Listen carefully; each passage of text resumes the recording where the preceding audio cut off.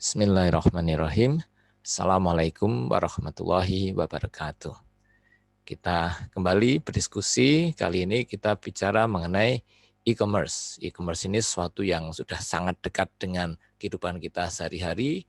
Apalagi dalam kondisi kita tidak bisa jauh-jauh keluar rumah. Paling praktis memang kita pesan barang lewat e-commerce.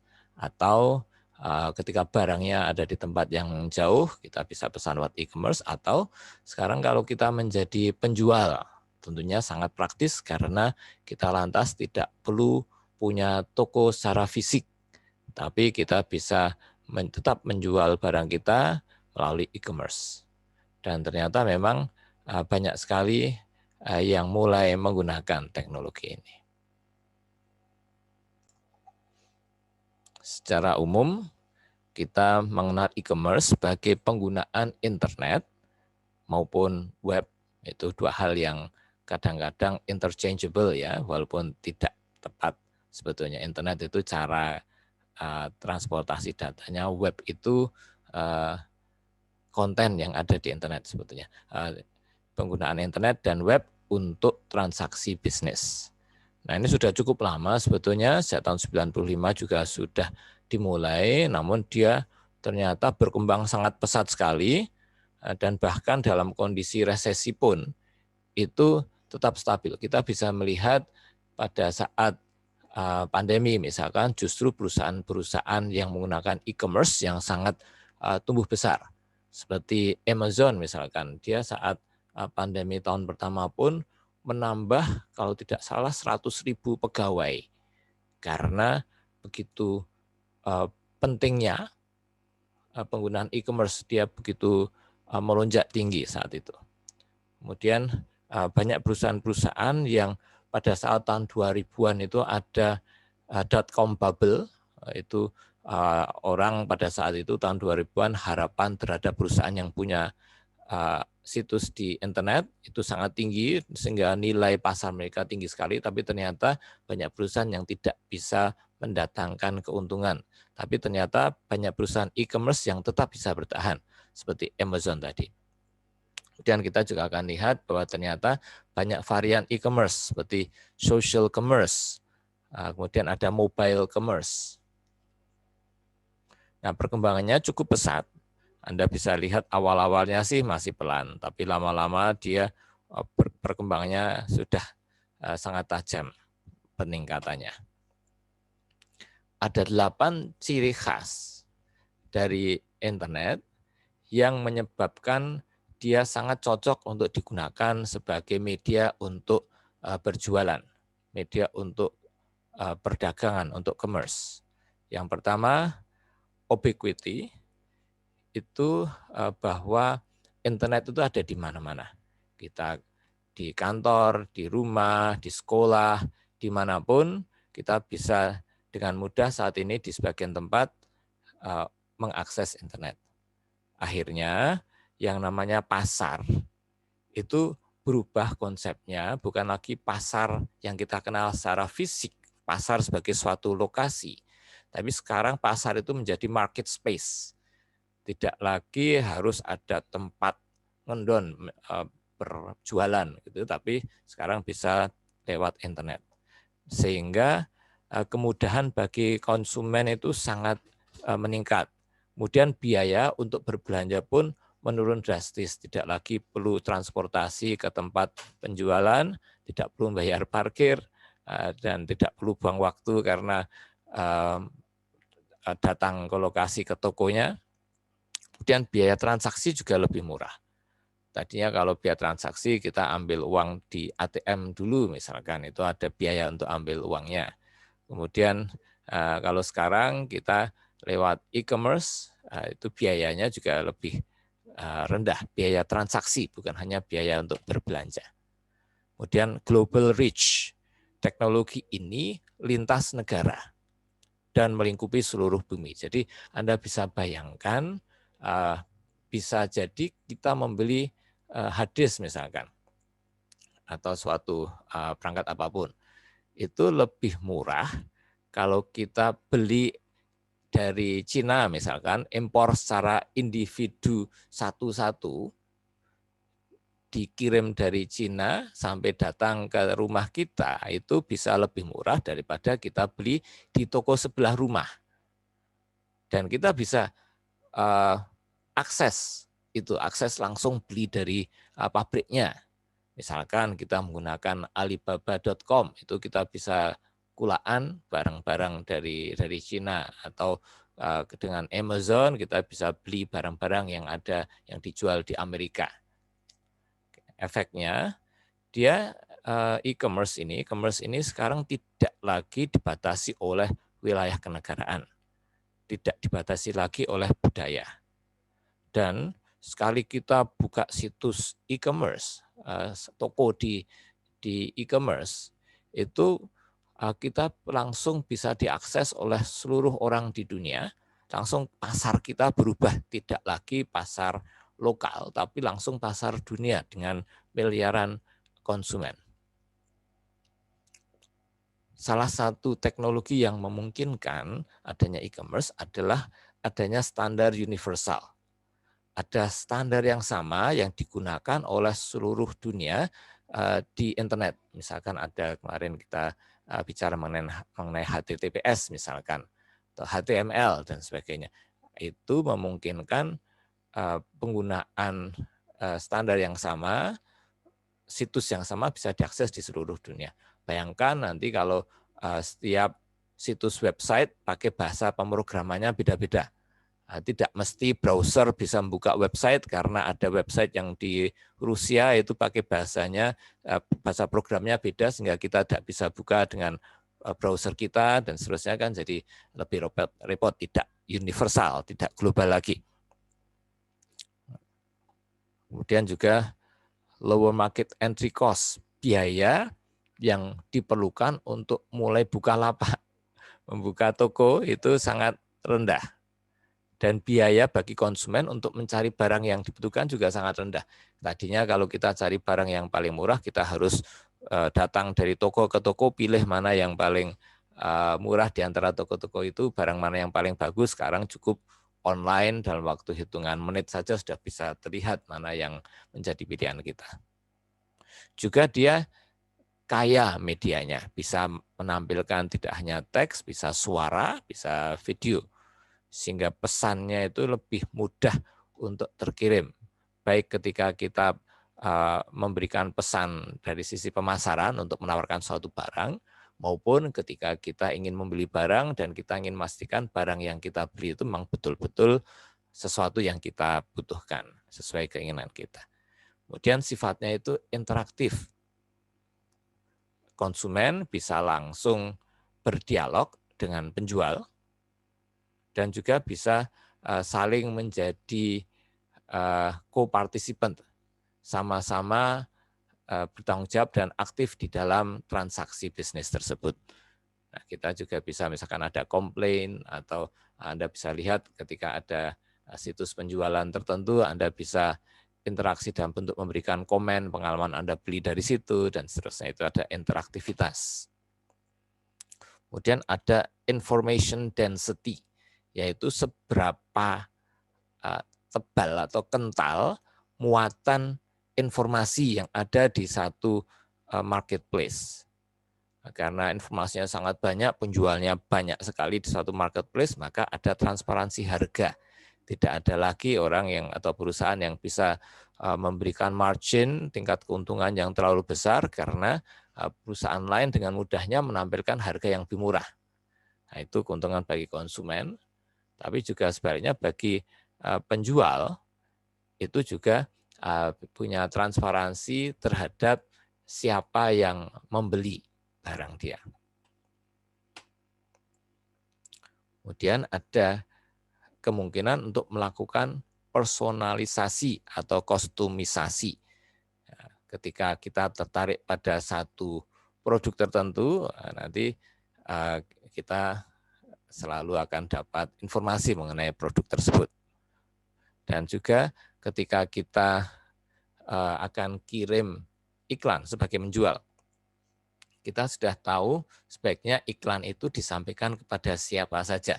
Tidak lagi menampilkan iklan secara massal, sehingga semuanya seluruh masyarakat harus tahu tentang produk itu, tapi cukup siapa saja yang kira-kira memang akan membeli produk tersebut. Yang berikutnya yaitu teknologi sosial, sosmed misalkan. Nah, teknologi ini memungkinkan memanfaatkan jaringan sosial yang digunakan oleh kelompok-kelompok orang untuk berkomunikasi di internet untuk keperluan dagang, untuk keperluan memasarkan produk dan jual beli barang. Modelnya namanya many to many. Jadi tidak hanya satu orang ke satu orang, tapi banyak penjual ke banyak pembeli. Nah, ini jadi menarik perkembangan ini sehingga banyak efek internet terhadap yang namanya pasar. Nah, di sini yang pertama, internet memungkinkan pengurangan atau hilangnya asimetri informasi. Asimetri informasi itu maksudnya ketika ada informasi yang diketahui oleh penjual tapi tidak diketahui oleh pembeli. Misalkan penjual kan tahu barang ini baik atau tidak gitu kan, tapi dia bisa aja walaupun barangnya jelek dijual harga tinggi.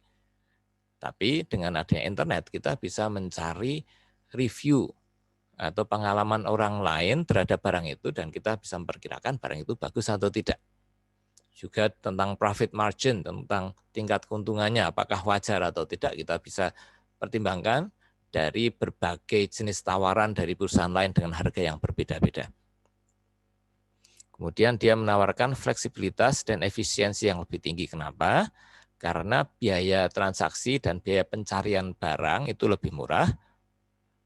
Kemudian biaya untuk menawarkan paket yang bermacam-macam ketika Anda berjualan gitu ya. Ada paket A, paket B, ini tambah ini dan sebagainya. Ini sekarang lebih mudah, lebih murah. Karena cukup kasih link aja ke berbagai paket yang ada. Kemudian ada greater price discrimination. Nah, bisa jadi nanti ketika pembeli itu tidak jeli, bisa jadi juga harganya bisa cukup beda juga. Tapi ada dynamic pricing. Dynamic pricing itu harganya bisa dinamis, naik turun, tergantung pada supply and demand. Jadi tidak lagi harga itu fix harus sekian, tapi ketika pembeli banyak, bisa jadi lebih cepat terjadi perubahan kenaikan harga. Ketika sepi pembeli, maka harganya bisa jadi lebih cepat akan turun karena begitu mudahnya kita melakukan perubahan harga di internet. Kemudian dia bisa mengurangi switching cost. Switching cost itu biaya yang kita keluarkan untuk pindah dari satu toko ke toko yang lain. Misalkan tadinya kita biasa beli ke toko yang dekat rumah. Sekarang kita, ternyata ada toko yang lebih murah lagi, tapi tokonya jauh di ujung kota gitu kan. Nah, itu kan ada biaya untuk pindah dari toko yang biasa kita datangi ke toko lain yang lebih jauh tapi lebih murah. Tapi kalau ini kan tinggal klik-klik saja kalau mau pindah dari satu toko ke toko yang lainnya. Tapi juga ada efek lain, gratifikasi itu pemuasan diri karena setelah kita bayar, itu kan tidak langsung datang barangnya. Jadi ada penundaan dari pemuasan diri. Kalau misalkan ini kita beli makanan, mungkin kalau datang sendiri, snack, datang ke toko langsung beli, ambil di rak, bayar, kemudian langsung buka snacknya, langsung dimakan. Kalau ini kan harus nunggu dulu dikirim. Atau kalau baju juga seperti itu. Nanti waktunya juga tergantung jenis barangnya. Kalau lapar kan pengennya segera bisa makan. Tapi kalau baju mungkin masih bisa ditunda sehingga delay-nya itu lebih lama tidak apa-apa. Kemudian segmentasi pasar juga meningkat. Pasar itu semakin terlihat mana konsumen dari produk tertentu. Produk tertentu karena ada rekaman ya, siapa yang membeli apa, kita langsung bisa tahu ternyata produk X itu yang beli itu tipe orang seperti ini dengan pendapatan sekian, dengan pekerjaan apa saja dan seterusnya. Stronger network effects, kalau kita punya jaringan pertemanan itu efeknya jadi semakin besar sekarang. Ketika Anda beli produk, itu seringkali terpengaruh oleh apa kata teman Anda. Teman Anda suka produk itu, lantas semua berbondong-bondong pengen beli. Nah, ada biasnya juga. Ketika dalam satu kelompok ada yang promosi buku, misalkan walaupun harga bukunya jauh di atas standar, tapi pada bilang bagus, penting, dan sebagainya, ya pada beli. Nah, itu efek network. Kemudian ada disintermediasi. Yang namanya mediasi itu orang atau perusahaan yang jadi penengah antara penjual dan pembeli. Nah, ini penengahnya itu jadi hilang. Namanya disintermediasinya semakin banyak. Contohnya seperti ini, Anda bisa lihat untuk penjualan sweater, jaket. Tadinya dalam kondisi tradisional, pabrik akan lewat ke distributor, distributor mengirimkan barang ke retailer, ke toko, baru dibeli konsumen. Nah, harga sweater saat itu sampai konsumen $48,5. Kenapa? Karena distributor dan retailer kan juga butuh untung. Kemudian lama-lama berkembang tidak perlu distributor. Pabriknya buka factory outlet, langsung retailer gitu kan. Nah, ini biaya terpangkas karena tadinya keuntungan $8 yang diberikan kepada distributor hilang. Tinggal $40.34. Kemudian sekarang dengan adanya e-commerce, tidak perlu retailer, tidak perlu toko lagi, langsung dari pabrik ke konsumen. Harganya jauh lebih turun, $20.45. Kenapa kok bukan $8? Karena ternyata seringkali toko, retailer, ini keuntungannya lebih besar. Kenapa? Karena mereka secara fisik harus menyediakan rak, harus menyediakan barang yang tersedia di situ dan belum tentu laku, resikonya lebih tinggi. Kalau distributor akan lebih cepat turnover-nya, barang lewat dia itu lebih cepat. Jadi ternyata dengan hilangnya retailer sama distributor, ini menyebabkan harga turun lebih dari separuhnya. Ini efek disintermediasi, hilangnya penengah ini, hilangnya perusahaan yang menengahi antara pabrik dengan konsumen. Nah, ada produk yang unik, yang beda, yang sebelumnya juga tidak ada, yaitu digital goods. Digital goods ini barang-barang yang memang sifatnya digital, produk komputer ya, yang bisa dikirimkan lewat jaringan digital. Misalkan musik, video, koran, atau e-books, buku. Nah, ini yang terpangkas bukan hanya disintermediasi tadi, bukannya hilangnya toko, tapi biaya produksi itu juga berubah.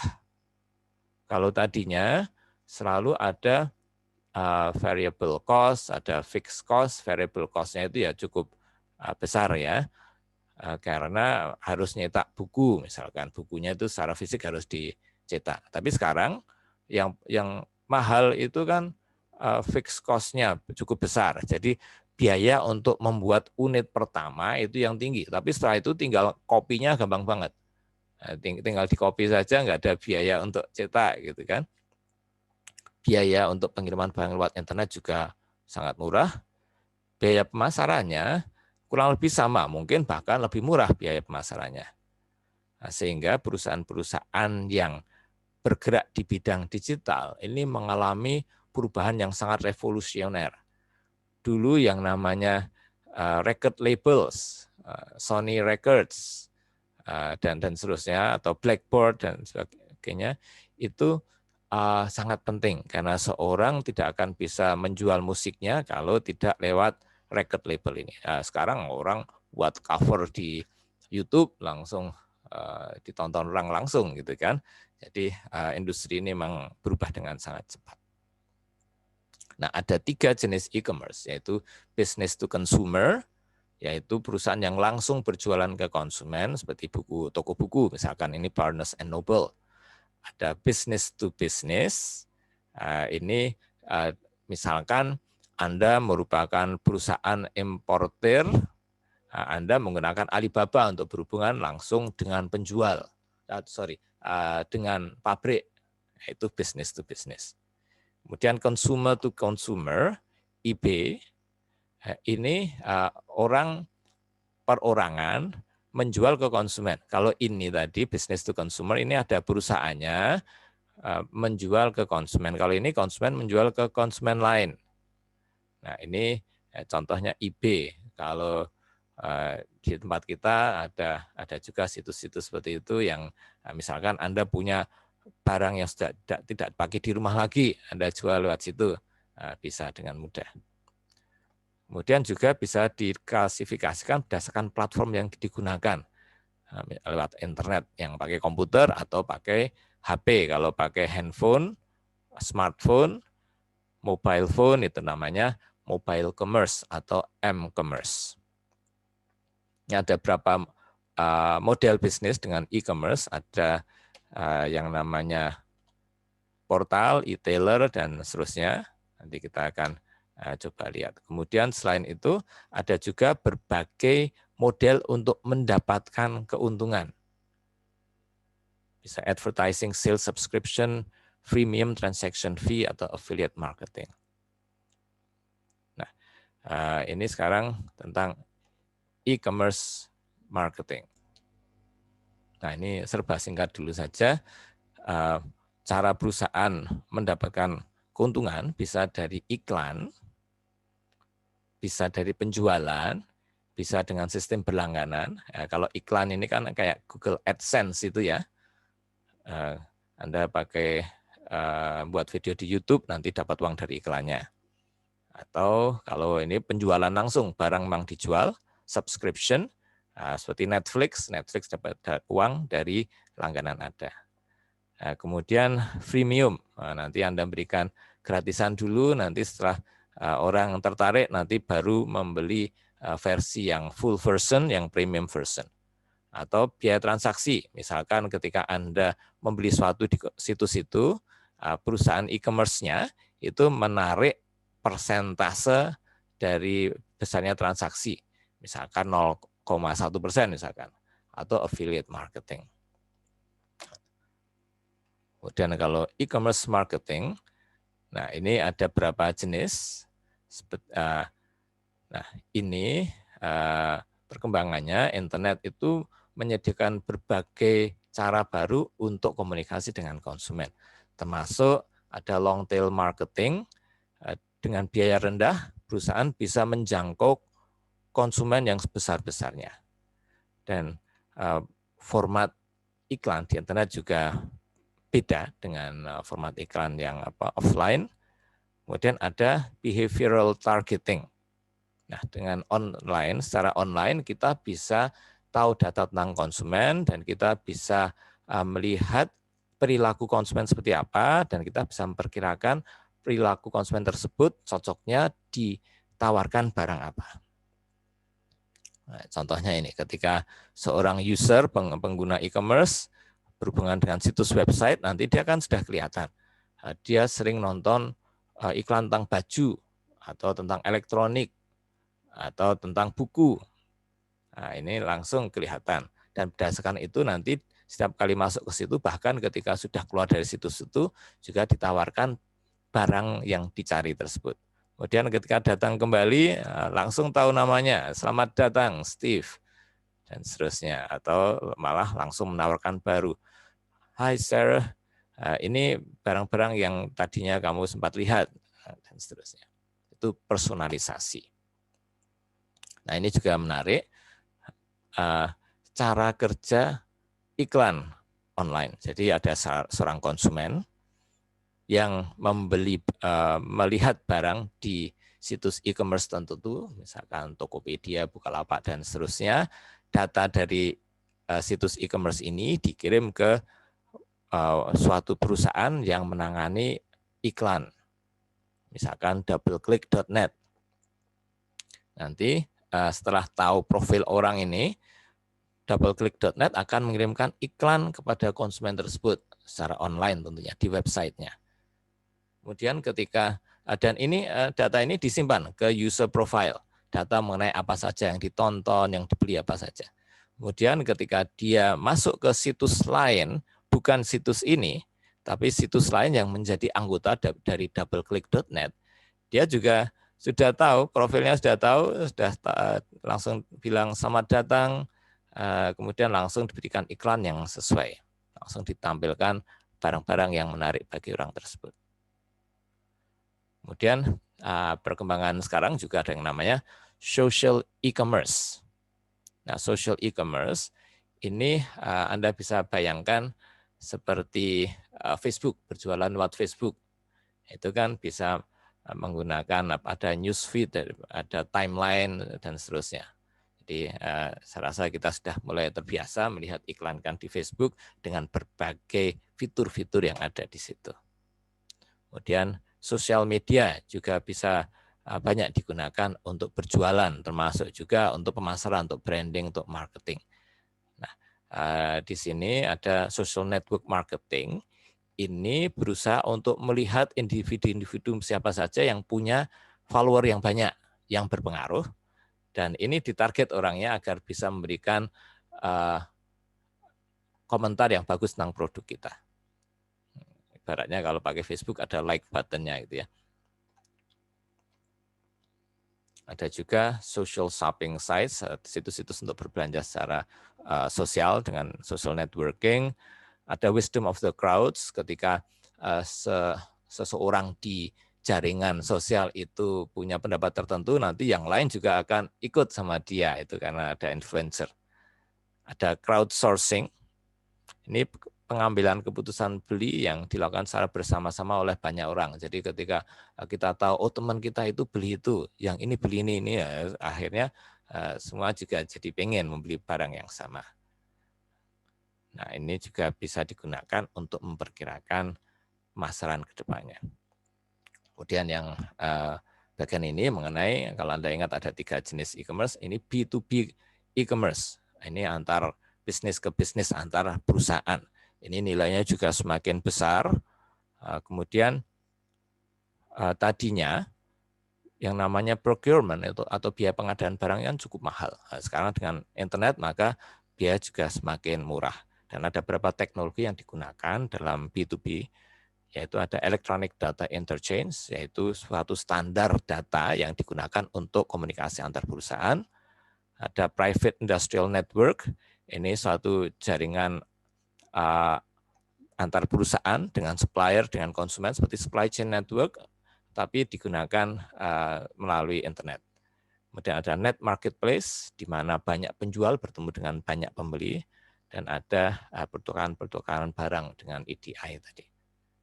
Ya, itu serba sedikit pembicaraan kita tentang e-commerce, sebetulnya lebih banyak lagi yang bisa dibahas, namun biar tidak terlalu melebar, ini sebagai pengantar terlebih dahulu. Terima kasih dan wassalamualaikum warahmatullahi wabarakatuh.